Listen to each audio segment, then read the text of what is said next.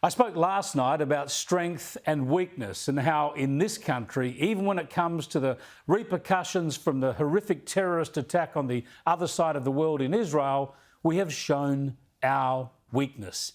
We've surrendered the streets of Sydney to barrackers for these terrorist atrocities. We've abandoned Jewish Australians in one of their darkest hours. And we've seen politicians indulge in the most spineless, gormless moral equivalence when they've refused to call out evil. And as usual, this weakness has been provocative. It's led to reports of hate crimes, or at least gangs of people threatening to commit hate crimes in Melbourne, which of course has the same effect. And it's led to this horrible encounter in Sydney's Bellevue Hill when a couple of young blokes were called out for displaying the flag of Israel. Watch as a man approaches them and threatens to kill them.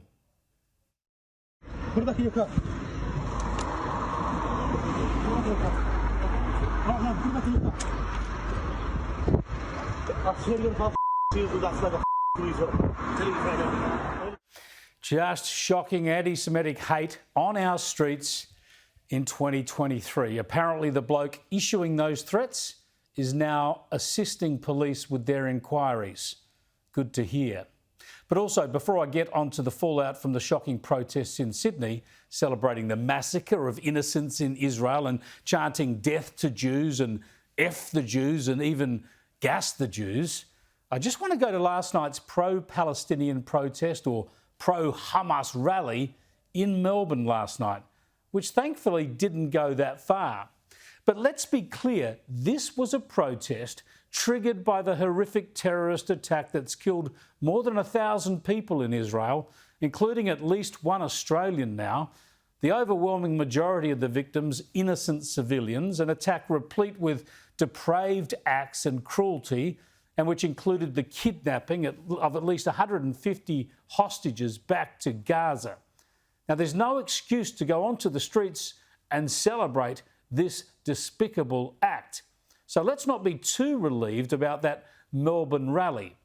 But it gets worse, because I want you to listen to this chant that they issued there in Melbourne. Free, free Palestine! Free, free Palestine! From the river to the sea! Palestine will be free! From the river to the sea! Palestine will be free! Yeah, from the river to the sea, Palestine will be free. This is a common cry from extremist groups, including Hamas, because, of course, if a country of Palestine is ever created and it extends from the river, the Jordan River, to the sea, the Mediterranean, that means there is no Israel, of course. This rather benign-sounding slogan is actually a call for the elimination of Israel. So let's not consider that the protesters in Melbourne were any less extreme than those we've seen in Sydney. Now, just on the Sydney protest, the state government and the police are now desperately trying to play catch-up. They've been shamed into something that kind of looks like action. They look like rejecting an application for another protest on Sunday, and there's every likelihood of confrontation over that, we will see. But what gets me is the way this same police force took the opposite approach during COVID, when it was looking to enforce draconian rules against free citizens. Its crackdown on protesters could not have been harsher. People protesting against the cruel lockdowns, horrible measures that medical experts have demonstrated were unwise and unnecessary, well, there was no holding back by governments or police then. Police in force with the threat loud and clear. Let's go! Everyone, move it!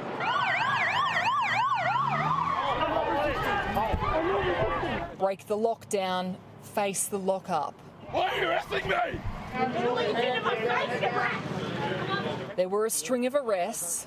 Police are scum! A protester fighting back. Protest became anxiety and panic for one woman as police forced the growing crowd down Broadway. Yeah, tough when taking on people fighting for liberty, but weak against people supporting terrorism and calling for the gassing of Jewish people. There's something deeply wrong here. It'll get even messier now. The mess was created by weakness, and Australia has been shamed around the world. And the trouble is that the weakness is deeply embedded. We wouldn't be in this situation if people in authority understood Australian values and had the courage and strength to stand up for them. I mean, listen to the Chief Minister of the ACT. Listen to the weakness as he refuses to condemn his governing partners, the Greens, for backing a Palestinian rally. Well, that's a matter for the Greens political party. I don't think this is an issue in which people should be taking sides. No one should be bombing anyone. Simple as that. Even with the atrocities we've borne witness to, even with hostages still being held under the threat of live-streamed executions, Barr will not take sides. It's pretty easy, mate. Either you support Islamist extremist terrorism and cold-blooded murder, or you condemn it. And if anyone needs a reminder of what's gone on here, think of reports of 40 babies killed, of babies and others being beheaded. And have a look at some of what the American ABC network has reported from the scene. Again, I've got to warn you, this is distressing stuff. The military only now able to see the full extent of the horror that unfolded in this leafy kibbutz, home to so many young families. You see the babies, the mother, the fathers in the bedrooms, in the protection rooms, and how the terrorists kill them. It's not a war. It's not a battlefield. It's a massacre. It's the incredibly grim task that these soldiers have of wrapping up a body right in that room. Zipping up the body bag, and then we hear soldiers praying. The further we went, the deeper the depravity. A child's bed drenched in blood. This is the youth area of the kibbutz. They breached and they came in and slaughtered. You're seeing the slaughter here. Very important to see. They came in and killed civilians. When you're saying slaughter, the general... Slitting throats, taking off heads, grenades. And in addition to the dead here, there are the missing. People kidnapped from their homes, now among the more than 150 hostages taken into Gaza. The horror. The horror. Yet back in Australia, the Greens have trouble with this issue. I showed you last night how Greens councillors had walked out on a local government motion in Sydney's Wallara. Now there's been a motion to the New South Wales Upper House. It condemned the horrific attacks by Hamas, denounced the killing of civilians, extended the House's sympathy to the victims, called for an end to the attacks, and recognised the right of Israel to defend itself. But that was too much for 4 Greens MPs who voted against it. I mean, the Green left vote for the Greens because, I don't know, they think these dudes are going to save the planet or something. But what they get is weak people who will not even stand against terrorism or stand by a liberal democracy and free multicultural society like Israel. The weakness is contagious. It's in the norm now. It's more of a norm now rather than an exception in our political class. Former Prime Minister John Howard has spoken out in The Australian today, deploring the pussyfooting around on this issue by the Albanese Labor government and describing those disgusting Sydney protests as a catastrophic descent from civility.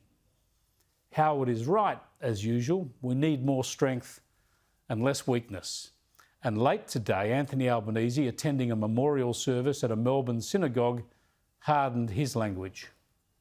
Government and the people of Australia unequivocally condemn the attack by Hamas. The targeting of civilians and the taking of hostages is an affront to all Australians, and we condemn these horrific acts. Yeah, just why this isn't the instant angry reaction is beyond me. Why the reticence? Is it lack of conviction? I think it's a combination of the left's ambivalence towards Israel and the stifling influence of political correctness. The weasel words and reticence is global. The suspicion, especially from the left towards Israel, is so deep-rooted that it weakens the moral compass of so many people, even when confronted with children and women being slaughtered.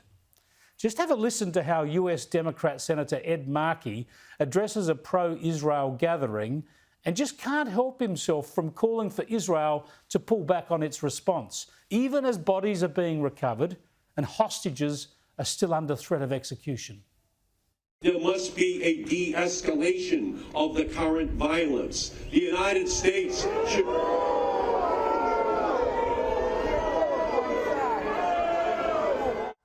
Yeah, the crowd was onto him pretty quickly, weren't they? Weakness. And at the United Nations, of course, they've already pivoted to warning Israel. Soon they'll be condemning Israel outright.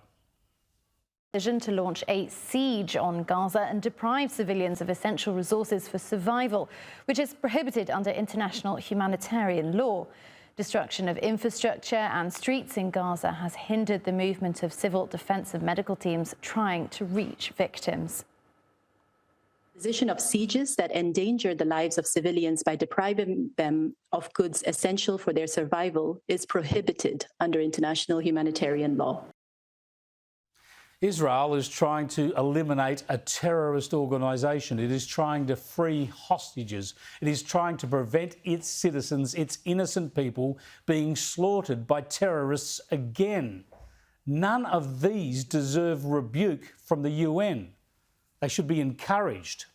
Look, you can hold all sorts of views about Israel, its borders, Palestinian aspirations for a homeland, and all the domestic and global politics involved. But when it comes to good and evil, you must take sides. And young people dancing and singing in celebration of peace is good. Families going about their daily lives in peace is good. And terrorists attacking these people, shooting them, torturing them, slaughtering them, butchering babies and taking people hostage and threatening to live stream their executions, well, that is evil. We should not have to point that out. It is self-evident. And people celebrating these atrocities, that is wrong. That too is evil. This isn't rocket science. And anyone who fails to condemn this, who facilitates this, who worries about taking a stand against this, well, they are weak. They are either evil or they are weak. And this kind of weakness is deeply disturbing and dangerous. If we don't learn soon that we need the strength to strongly defend our values, well, then we will one day have them stripped from us.